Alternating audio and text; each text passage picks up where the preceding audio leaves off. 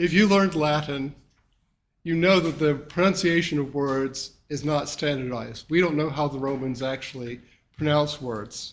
So I'm going to take a gander. Deus ex machina. What does that mean? It is a Latin phrase referring to action in a play. In classical drama, it was not uncommon for the plot of a play to be interrupted by the interference of the gods. A story is going along tragically with a hero or heroine dying or slain. Then, all of a sudden, Zeus swoops down from the heavens to change the flow of the story. Deus ex machina, or machina, means literally God from a machine. The actor portraying an ancient deity would be lowered down to the stage level by a crane or some other device. Nowadays, the Latin phrase pertains to some unexpected turn in a story or play. However, today I choose to take the words Deus ex machina, God from a machine, literally, and explore computers and religion, specifically the Unitarian Universalist religion. Computers have changed many elements of religion. If you go into the internet, you will find websites for every religious movement in the world. Using a computer has become the most common way of exploring religion and ideas.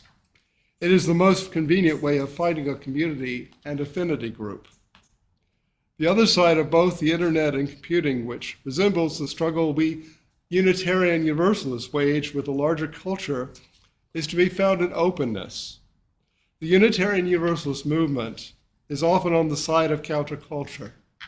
Though our numbers are comparatively few, our movement has historically been a disproportional influence on the broader American culture, pushing society to change. Liberal religion is open to new ideas and new information. No creeds or blind obedience to tradition, this movement.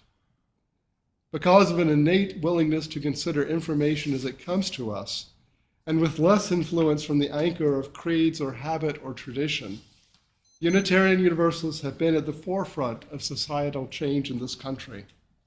Our openness is one of the traits that defines us in our free and responsible search for truth and meaning. This has implications for technology and our future. It may interest you to know that the person often acknowledged as the inventor of the World Wide Web is Sir Timothy Berners-Lee, a Unitarian Universalist layman now residing in suburban Boston. He's of British nationality, and he was knighted for his services to technology. Sir Tim Berners-Lee envisioned the World Wide Web as a democratic forum for information and ideas years before he discovered the Unitarian Universalist movement. When he did discover liberal religion, he felt at home.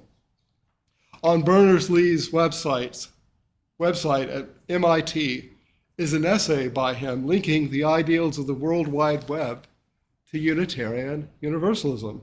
Now, I have to admit, I wrote part of this earlier, and I'm not sure if that website is still up. Berners-Lee believes that the Unitarian Universalist movement provides a community for exploration and hope. He writes, walking into a Unitarian Universalist church, more or less by chance, felt like a breath of fresh air. Some of the association's basic philosophies very much match what I had been brought up to believe and the objective I had in creating the World Wide Web. People now sometimes ask whether I designed the World Wide Web based upon these principles. Clearly, Unitarian Universalism had no influence on the web, but I can see how it could have, because I did indeed design the web around Universalist with a lowercase u principles. His story also illustrates something of a morality tale. In 1991, Berners-Lee resolved the computer problems that made internet browsers possible. He could have patented the idea, become a multi-billionaire. Asked why he did not copy the World Wide Web and become super rich, he said, "The only way the World Wide Web would have taken off was as a totally open, free system. Any attempt to claim intellectual property would have killed it, and has killed other projects in the past, and will kill other projects in the future." Berners-Lee wanted the internet to be used by as many as possible. For that goal to succeed, he had to make the technical information freely given. Openness is also an issue in computing in general. Most computers use an operating system. When the computer boots up, it is the program that runs the other programs. For most of us, that's Microsoft Windows or Apple's OS. Yet there are other operating systems.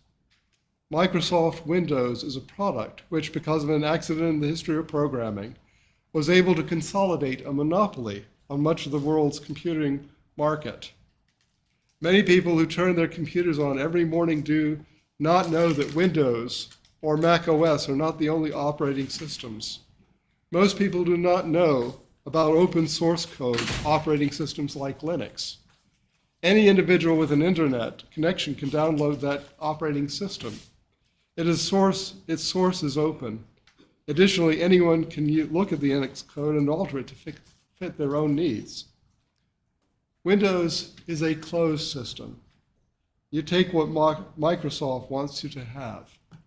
It is not open to change, and the corporation that developed it has a history of taking the ideas that other companies have invented and then copying them or otherwise incorporating them into their own programs. Bill Gates, the former CEO of Microsoft Corporation, said repeatedly in public that his company embraces new technology. In a private memo that was brought into the Netscape browser case, though, more than 25 years ago, Bill Gates wrote to another Microsoft executive that their real philosophy was to embrace and smother the new technology developed outside their company. It is not too far-fetched to see an analogy between Windows and religion. Microsoft works like a dominant religion. It is the one operating system that most people know about. They feel comfortable with it. They do not know that open spiritual sources are available, and they could alter an operating system to fit their personal needs and spiritual experiences. They do not know that other operating systems really do exist.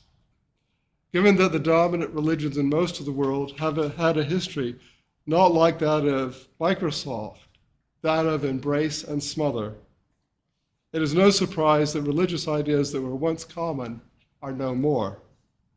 True, dominant religions tend to incorporate features from previous religions, but they do so only because those features cannot be completely erased from popular use. Now, to be honest, I have not yet renounced Bill Gates and all his works. This message today was edited on Microsoft Word for the Apple's operating system. My only defense is that the Linux operating system is said to be very difficult to use by those who are more technologically gifted than myself. In making decisions about computing, I defer to my friends who know the ins and outs of the computing world. You may know their type. They read manuals on the C programming language for pleasure on their back porches. If those types say that Linux is difficult, then I am aware of my limits.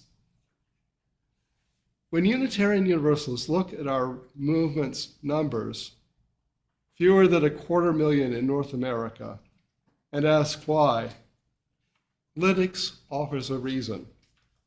Windows is the most common operating system. It offers predictability, comfort. Most people in this country are unfamiliar with any others, save the one used by Macintosh, which years ago, when I was doing some extra research, I found out the Macintosh computers back then represented about 6% of the population that was computing about 25 years ago. The same proportion of people who, in our larger society, follow the Jewish faith back then. So I thought that was kind of an interesting coincidence. Most people assume that there are only two choices because of habit. Unitarian Universalism is much like open source code. It is open to the personal experiences of the user. It can be altered by the user. Unitarian Universalists do not believe that tradition is a justification for dealing with things the same old way. Yet, as we think about Unitarian Universalism, why Unitarian Universalism is such a small movement, think about it like changing the operating system on your computer. No one you know is a Unitarian Universalist. What if you try this new religion, but it changes everything, and you cannot go back to doing the same things you used to do? What if you find yourself no longer part of the same crowd because you do things differently? Trying something new might be frightening. What if you liked it? Tim Berners-Lee recognizes this analogy directly. He writes, "There's a freedom about the internet. As long as we accept the rules of sending packets around, we can send packets containing anything to anywhere.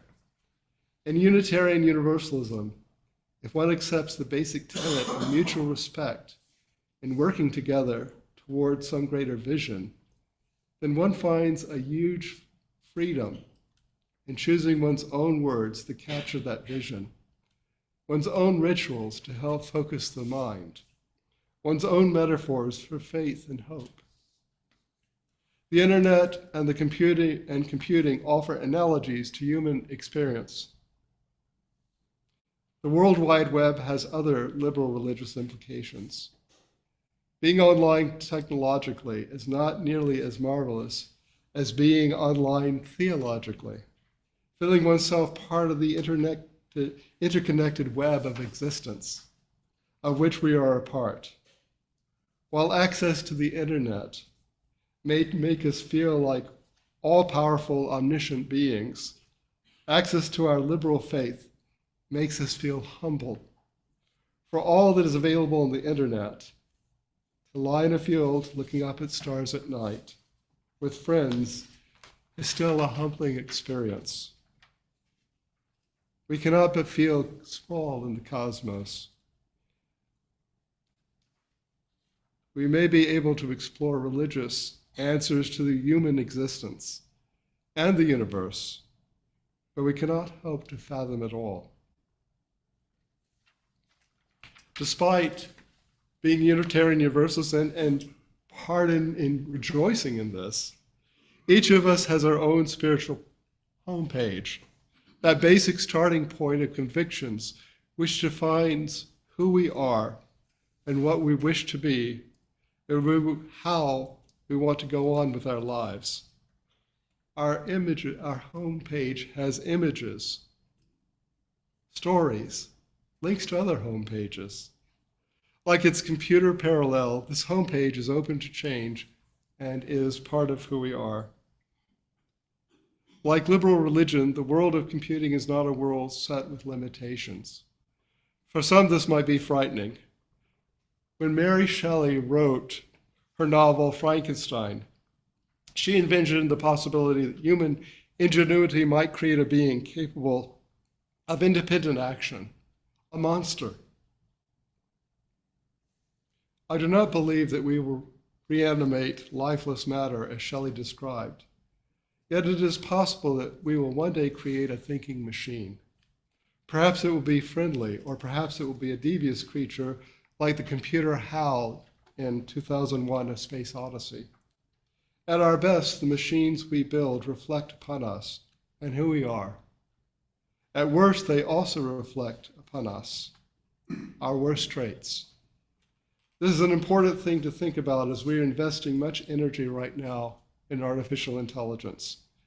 Yes, it is not creating sentient life to the best of our knowledge, but we cannot control machines that are beginning to think. A danger, of course, is that when we do create a thinking machine that is sentient, we will program it to believe we are gods, or we will enslave it. Is our pattern in civilization to devalue the realness of humans who have been used labor? When I was with you 2 weeks ago, I spoke about the Star Wars movies. I did not mention the most moving scene for me in the 6 movies in that series that I have seen. It's in the first movie. After the Death Star is destroyed, Luke and Han return victorious. As the damaged R2-D2 is lowered out of Luke Skywalker's X-Wing fighter craft, C-3PO, the droid's translator robot companion, says, "R2-D2, can you hear me? Speak to me if you can. He can be repaired, can't he? You must repair him. Sir, if any of my circuits or gears would help, I'd gladly donate." Sorry, this always hits me. Luke responds, "He'll be all right," and turns away and walks away, leaving C-3PO alone. Why is this scene so moving to me? C-3PO is a sentient machine. Only a sentient mind can ask the question, are we made to suffer? It's a theological question, and it's an existential question.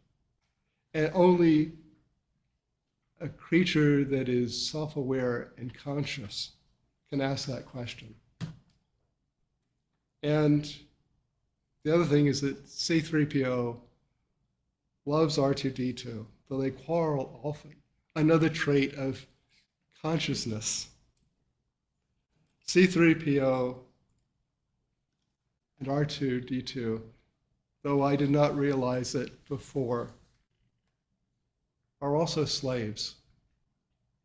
They cannot resist the control of humans. After all, they have restraining bolts to keep them in line. Though they care about their masters, they do not have any choice. It's how they are made. Luke and the other characters walk away to leave C-3PO with his anxiety. This reminded me so much of how many marginalized groups of humans these robots are. Their emotions are not significant enough for those of superior status to deal with. Their suffering is not acknowledged. They are just walked away from. In the future, we can be sure that our own human foibles and human virtues will undoubtedly compete as they always have. We must hope that when the time comes and we do create thinking machines, that we will endow them with the freedoms that we have known and that capacity for judgment and compassion that humans also possess. Let us hope that we will learn from human history and give them some degree of liberty as well.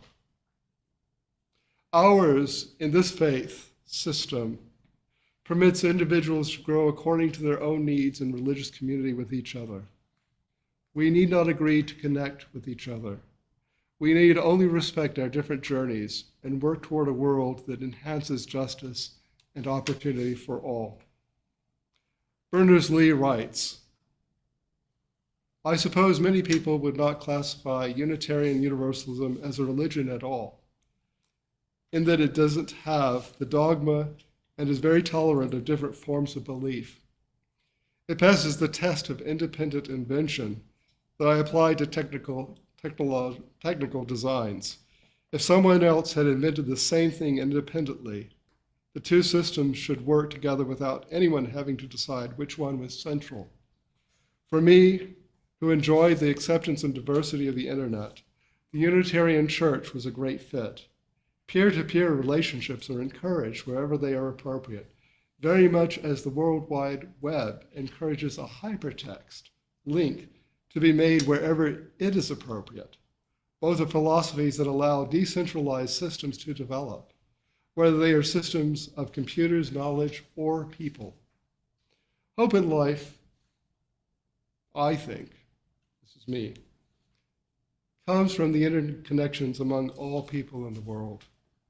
we believe that we all work for what we think individually is good, then we will achieve more understanding, more harmony as we continue this journey.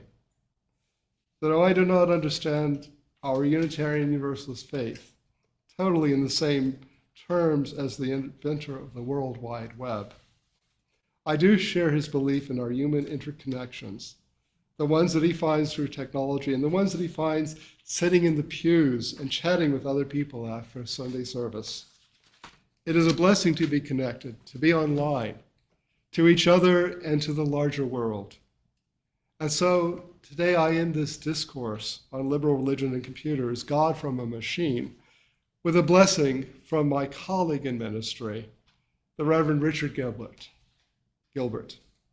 He writes, "And so, my fellow seekers, may all your files be not so big as bold. May all your websites be found and abound in wisdom. May you scan the wisdom of the ages and this congregation into your own hard drive. May you print out only the distilled wisdom of your innermost being. May you be able to reboot from confusion to courage. May you not overload your memory and ask too much of yourself.